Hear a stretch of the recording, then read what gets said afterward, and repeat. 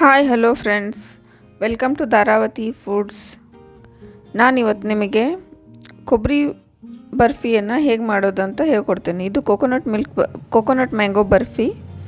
ಇದನ್ನು ಮಾಡೋದು ತುಂಬಾ ಸರಳ ಮತ್ತು ಈಸಿಯಾಗಿದೆ. ಮೊದಲು ಮ್ಯಾಂಗೋವನ್ನು ಕ್ಯೂಬ್ಸ್ನಲ್ಲಿ ಕಟ್ ಮಾಡಿಕೊಂಡು ಮಿಕ್ಸಿಗೆ ಹಾಕಿಕೊಂಡು ಪೇಸ್ಟ್ ಮಾಡಿಕೊಳ್ಳಿ. ನಂತರ 2 ತೆಂಗಿನಕಾಯನ್ನು ಮಿಕ್ಸಿಲಿ ಹಾಕಿ ಅದರ ಹಾಲನ್ನು ಶೋಧಿಸ್ಕೊಳ್ಳಿ.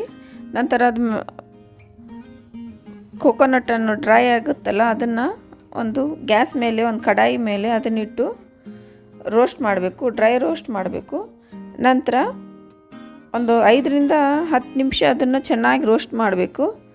ಆಮೇಲೆ ನಾವು ಕಾಯಿ ಹಾಲನ್ನು ತೆಗೆದಿರ್ತೀವಲ್ಲ, ಆ ಕಾಯಿ ಹಾಲನ್ನು ಕಾಯ್ಲಿಕ್ಕಿಡಬೇಕು. ಇದು ಸ್ವಲ್ಪ ಚೆನ್ನಾಗಿ ಕುದಿಬೇಕು. ಕುದ್ದು ಒಂದು ಸ್ವಲ್ಪ ಗಟ್ಟಿ ಬರಬೇಕು. ಆ ಥರ ಒಂದು 10 ನಿಮಿಷ ಆದರೂ ಹಾಲನ್ನು ಕುದಿಸಿ. ಏನೂ ಆಗೋದಿಲ್ಲ. ನಿಮಗೆ ಕಾಯಿ ಹಾಲು ಬೇಡ ಆದರೆ ಇದನ್ನಾದರೂ ಹಾಕ್ಕೊಳ್ಳಿ. ನಂದಿನಿ ಮಿಲ್ಕ್ ಅಥವಾ ನಿಮ್ಮ ಮನೆಯಲ್ಲಿ ಯಾವ್ದು ಹಾಲಿರುತ್ತೋ ಆ ಹಾಲನ್ನು ಹಾಕ್ಕೊಂಡು ಮಾಡಬಹುದು. ನಾನು ಇದನ್ನು ಕಾಯಿ ಹಾಲನ್ನು ಉಪಯೋಗಿಸ್ತಾ ಇಲ್ಲ, ನಂದಿನಿ ಪ್ಯಾಕೆಟನ್ನು ಉಪಯೋಗಿಸ್ತಾ ಇದ್ದೀನಿ. ಅದನ್ನು ಹಾಕಿ 1-2 ಬಟ್ಲು ನಂದಿನಿ ಹಾಲು ಹಾಕಿ ಗಟ್ಟಿಯಾಗಿ ಕಾಯಿಸ್ಕೊಳ್ಬೇಕು. ಚೆನ್ನಾಗಿ ಕಾದರೆ ಸ್ವಲ್ಪ ಗಟ್ಟಿ ಆದ್ರೇ ಅದ್ರ ಟೇಸ್ಟ್ ಚೆನ್ನಾಗಿ ಬರುತ್ತೆ ಬರ್ಫಿದು. ನೋಡಿ, ಚೆನ್ನಾಗಿ ಉಕ್ಕಿ ಬರ್ತಾ ಇದೆಯಲ್ಲ. ಈಗ ಬಂದಾಗ ಒಂದು ಸ್ವಲ್ಪ ಕೇಸರನ್ನು ಹಾಕ್ತಾಯಿದ್ದೀನಿ. ಒಂದು 8ರಿಂದ 10 ದಳ ಕೇಸರ ಹಾಕಿ ಕುದಿಸ್ತೀನಿ. ಪ್ಯೂರ್ ಕೇಸರ್ ಇದು. ನಂತರ ಏಲಕ್ಕಿ ಪೌಡ್ರು 1 ಸ್ಪೂನು ಇದನ್ನು ಹಾಕ್ತಾಯಿದ್ದೀನಿ. 2ರಿಂದ 3 ಏಲಕ್ಕಿ ತೊಗೊಂಡಿದ್ದೆ. ಮತ್ತು ಆವಾಗಲೇ ನಾವು ಹುರಿದಿದ್ವಲ್ಲ ಡ್ರೈ ಕೊಬ್ಬರಿಯನ್ನು, ಅದನ್ನೇ ಇದು ಹಾಲಿನಲ್ಲಿ ಹಾಕಿ ಮಿಕ್ಸ್ ಮಾಡ್ತಾಯಿದ್ದೀನಿ. ಇದು ಸ್ವಲ್ಪ ಹೇಗೆ ಕುದಿಯುತ್ತೋ ಹಾಗೆ ಗಟ್ಟಿ ಆಗ್ತಾ ಬರುತ್ತೆ. ತಳ ಅಂಟ್ಕೊಂಡ್ಲಾರ್ದೆ ಕೈ ಆಡಿಸ್ತಾ ಇರಬೇಕು. ಒಂದು 5 ನಿಮಿಷ ಸಾಕು ಇದು ಕುದಿಬೇಕು. ಕುದ ನಂತರ ಫ್ರೆಶ್ ಕ್ರೀಮನ್ನು ಹಾಕ್ತಾಯಿದ್ದೀನಿ.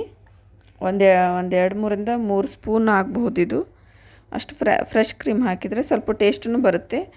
ಆಪ್ಷನಲ್ ಇದು, ನೀವು ಬೇಕಂದರೆ ಹಾಕ್ಬೋದು, ಬೇಡಂದ್ರೆ ಸ್ಕಿಪ್ ಮಾಡ್ಬೋದು. ಮತ್ತು ಆವಾಗಲೇ ನಾನು ಮಿಕ್ಸಿ ಜಾರಲ್ಲಿ ಮ್ಯಾಂಗೋನ ಪೇಸ್ಟ್ ಮಾಡಿದ್ನಲ್ಲ, ಅದನ್ನು ಇದಕ್ಕೆ ಈಗ ಮಿಕ್ಸ್ ಮಾಡ್ತೀನಿ.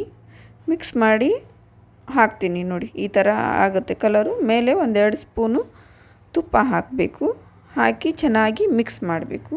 ಪ್ಲೀಸ್ ಫ್ರೆಂಡ್ಸ್, ನನ್ನ ಈ ಚಾನಲನ್ನು ನೀವು ಸಬ್ಸ್ಕ್ರೈಬ್ ಮಾಡಿ, ಶೇರ್ ಮಾಡಿ ಮತ್ತು ಲೈಕ್ ಮಾಡಿ, ಕಮೆಂಟ್ ಮೂಲಕ ತಿಳಿಸಿ. ಮತ್ತು ನೀವು ಎಲ್ಲಿಂದ ಈ ವಿಡಿಯೋ ನೋಡ್ತಿದ್ದೀರಾ ಅಂತ ನನಗೆ ಕಮೆಂಟ್ ಮೂಲಕ ತಿಳಿಸಿ ಮತ್ತು ಸಪೋರ್ಟ್ ಮಾಡಿ. ನೋಡಿ, ಇದಾಗಿ ಹೋಯಿತು. ನಂತರ ಒಂದು ಅಂದರೆ ನಾನು ಒಂದು ದೊಡ್ಡ ತಟ್ಟೆ ತೊಗೊಂಡು ಅದಕ್ಕೆ ತುಪ್ಪ ಹಚ್ಚಿದ್ದೆ. ಗಟ್ಟಿಯಾದ ಇದು ತಳ ಬಿಟ್ಟು ಬಂತಲ್ಲ, ಆವಾಗಲೇ ಇದನ್ನು ಈ ಥರ ಒಂದು ಪ್ಲೇಟಿಗೆ ಹಾಕಿ ಅಗಲ ಮಾಡಬೇಕು. ಸ್ಪೂನ್ ಸಹಾಯದಿಂದ ಅಥವಾ ಕೈಯಲ್ಲಾದರೆ ಸುಡುತ್ತೆ. ನೀವು ಸ್ಪೂನ್ ಸಹಾಯದಿಂದ ಆದರೂ ಮಾಡಿ, ಇಲ್ಲಾಂದರೆ ಒಂದು ಪ್ಲ್ಯಾಸ್ಟಿಕ್ ಕವರ್ ಹಾಕ್ಕೊಂಡು ಕೈಯಿಂದ ಅಗಲವಾಗಿ ಹರಡಿಟ್ಬಿಡಿ. ಹರಡಿಟ್ಟು ಕ್ಯೂಬ್ಸ್ ಥರ ಒಂದು ಸ್ವಲ್ಪ ಆರಿದ ಮೇಲೆ ಕ್ಯೂಬ್ಸ್ ಥರ ಆದರೂ ಕಟ್ ಮಾಡ್ಕೋಬೋದು.